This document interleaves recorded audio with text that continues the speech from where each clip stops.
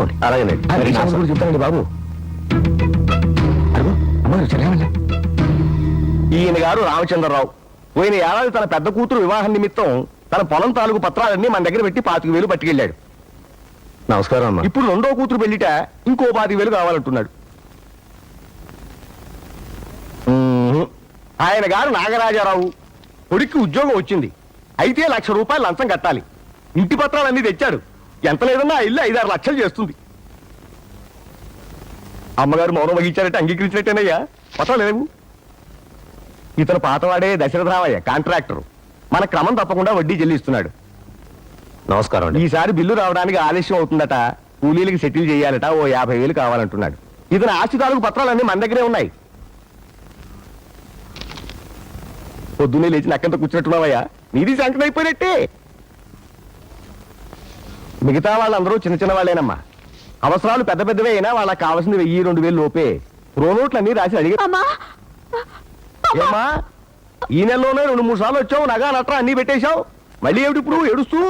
చాలా ప్రమాదంగా ఉందమ్మా. 2-3 సార్లు రక్తపోతలు కూడా అయింది. ఆసుపత్రిలో చేర్చకపోతే కట్టమంటున్నారు.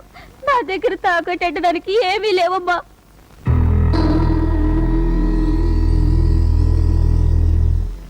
అది కేవలం కళ్ళకట్టుకోవడానికి మాత్రమే కాదమ్మా. అది కట్టిన మొగుడు ఆపదలో ఉన్నప్పుడు ఆదుకోవడానికి కూడా అవసరం అవుతుందని అది కట్టిస్తారు. ఇలాంటప్పుడు తాకట్టు పెట్టిస్తారు. ఆగు, బుద్ధి లేకుండా మంగళసూత్రం తీసేయకు. అరిష్టం. ముందు ఇది కట్టుకో.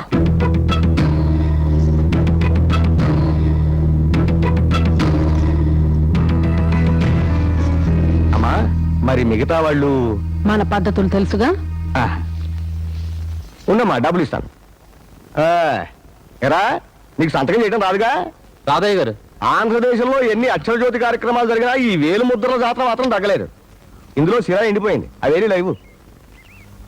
ఇందులో కూడా ఇంకైపోయింది. అబ్బా అదేంటండి అంత గట్టిగా పడిచారు? నెత్తురు కోసం రా. ఈ పెన్నులో ఇంకిపోయినట్లే నీ ఒంట్లో నెత్తురు కూడా ఇంకిపోయింది. ఇంకేమి నెత్తురయ్యా? వడ్డీలుగా మారి అమ్మగారి బిరువులోకి వెళ్ళిపోతున్నాయిగా. పెట్టేశావా? ఇదిగో 500. వడ్డీ మాత్రం కరెక్ట్ కట్టేసాయి. అలాగే వెళ్ళిపో.